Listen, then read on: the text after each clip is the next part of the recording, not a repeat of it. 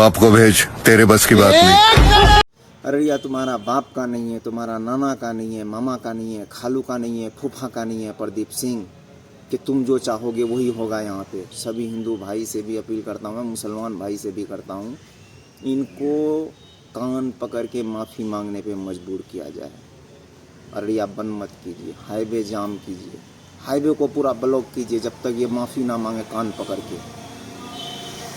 गली का गुंडा सांसद बनाया है हमने तुम्हें, तुम हमारे सर पे चढ़ के नाचोगे, हमें लड़वाओगे भाईचारा में, हमारी भाईचारा को भंग करोगे।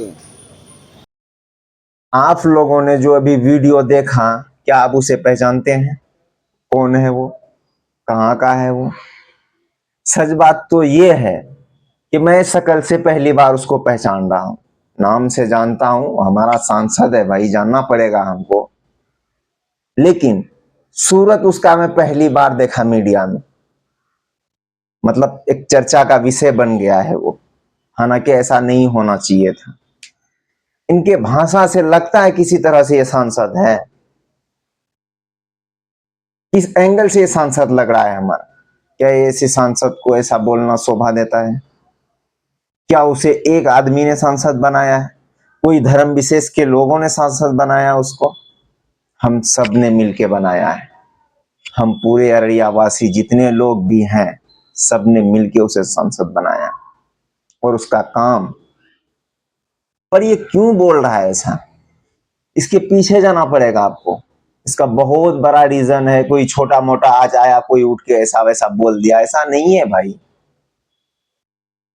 ये जिस पार्टी से है, इस पार्टी का काम ही है वही नफरत फैलाओ, दंगे भड़काओ, अनेक अपराधियों का साथ देना वगैरह वगैरह बहुत सारा है। मैं उतना बोलने नहीं जा रहा हूं। मैं एक छोटा मोटा क्रिएटर, जब बात उसके फैमिली पे आती है फिर वो मुंह खोलता है।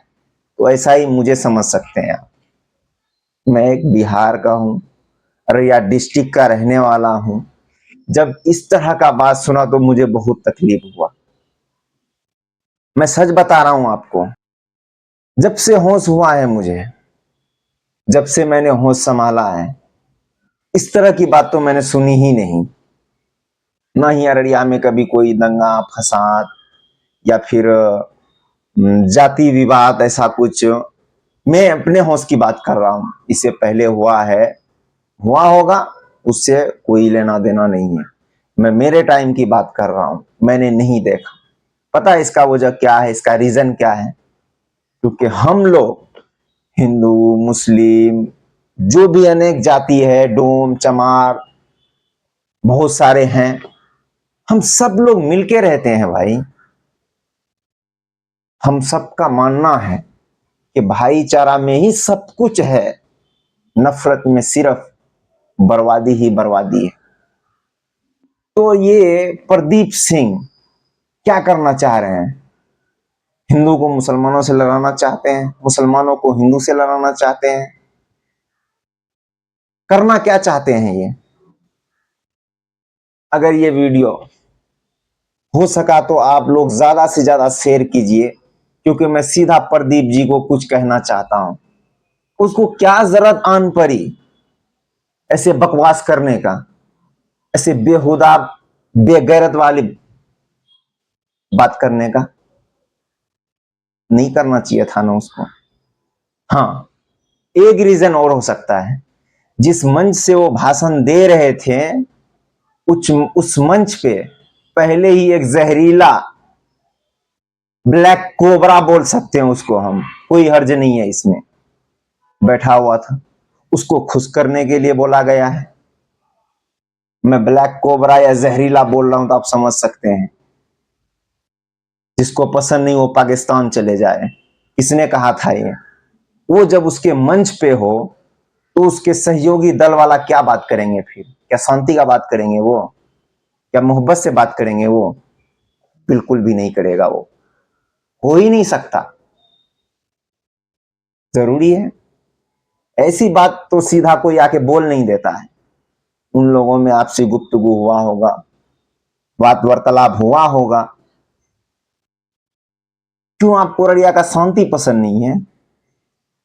अररिया में जो सुकून से लोग रह रहे हैं वो पसंद नहीं है आपको। क्यों पसंद नहीं है भाई?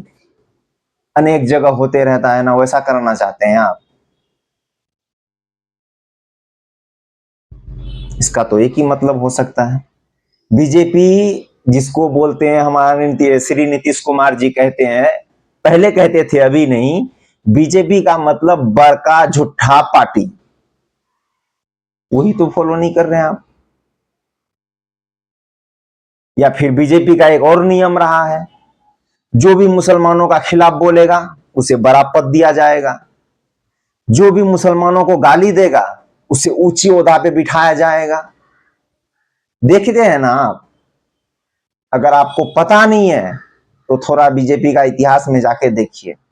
जिन जिन ने मुसलमानों को गाली दिया ऊंचे पद पे बिठा दिया उसे, जिन जिन ने नफरती भाषण दिए हैं उसे किसी केंद्र का सीट दे दिया गया है। क्या लगता है आपको? ऐसे ही नहीं भाई, देख रहा हूं 2014 से जब से बीजेपी पावर में आई है तब से इतना नफरत को बढ़ावा मिल रहा है, इतना नफरत को बढ़ावा मिल रहा है। काश इतना बढ़ावा और किसी चीज में देते तो आज हमारा देश कहां से कहां चले जाता। पर नहीं, इनको तो शासन करना है, राज्य करना है, चाहे जो हो जाए। 2 4 5 20 50 लोग मरे तो मरे, उनसे क्या। इनको तो बस राज्य करना है, और ये राज करने के लिए कुछ भी कर सकते हैं मेरे भाई। मैं कोई मुसलमान को नहीं बोल रहा, किसी हिंदू को भी नहीं बोल रहा, बस मैं अपने अररिया वासी से कहना चाह रहा हूं, भाई हम लोग कितने प्यार से रह रहे हैं, कोई समस्या है हमारे और आपके बीच, फिर ये 2 कौड़ी का नेता आके हमारे बीच कैसे फूट डाल रहा है? क्यों डाल रहा है? इतना हिम्मत कहां से आया इसको? हिम्मत दिया जा रहा भाई, ऐसे ही कोई उठ के आके नहीं बोल दे रहा है। कल अररिया बंद था, आप लोगों ने भी देखा होगा, तो इसका ये मतलब नहीं अररिया बंद था बात खत्म हो गया। मेरी राय में है कि हाईवे जाम किया जाए, माफी नहीं, कान पकड़ के माफी मांगना चाहिए प्रदीप सिंह को, कान पकड़ के माफी मांगना चाहिए कि ऐसे बेहुदा बेगैरत बात किया कैसे, वो शांति भंग करने की कोशिश कर रहा है वो। क्यों भाई? आपका दादाजी का है अररिया? क्या आपके वालिद साहब का है अररिया? क्या आपका नाना दिया था आपके अब्बा को दहेज में? जो अररिया में रहेगा उसको हिंदू बन के रहना पड़ेगा? ये देश सबका है, तुम जाहिलों को ये क्यों नहीं समझ में आ रहा है? कितने लोग कहेगा ये बात आपको? इस देश पे सबका अधिकार है बरोबर, जितना मुसलमान का है, उतना हिंदू का है, उतना सिख का है, उतना बौद्ध का है। सबने अपना योगदान दिया इस, और आज ये नया नया हिंदूवादी,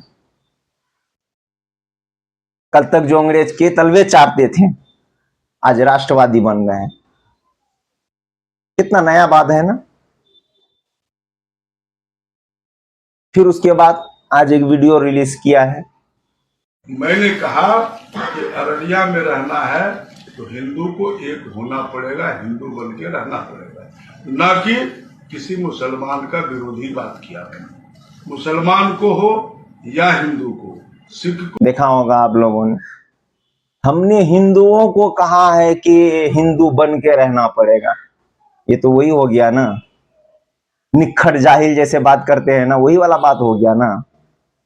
क्यों? जनता को बेवकूफ समझ रहे हैं आप? हर कोई, हर किसी ने देखा है, सुना है, आपने साफ साफ कहा है अररिया में रहना है तो हिंदू बन के रहना पड़ेगा।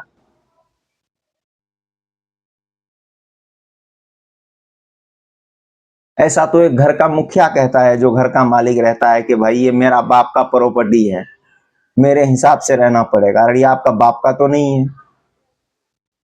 आपके दादा का भी नहीं है, जहां तक मुझे जानकारी आपका नाना का भी नहीं है, मामा का भी नहीं है, खालू का भी नहीं है, हम सबका है। तो फिर क्या जरूरत है आपको शांति भंग करने का? आपको मीडिया में स्पेस चाहिए। हाँ, वैसे वो तो मिल ही गया आपको, कल से धराधर इंटरव्यू चल रहा है आपका। ये चैनल वाला कभी आपको पूछा नहीं था, वो भी बुला रहा है आपको। यही तो चाहते हैं आप लोग कि कुछ भी उठपटांग बोल दो, बस चर्चे में आ जाओ।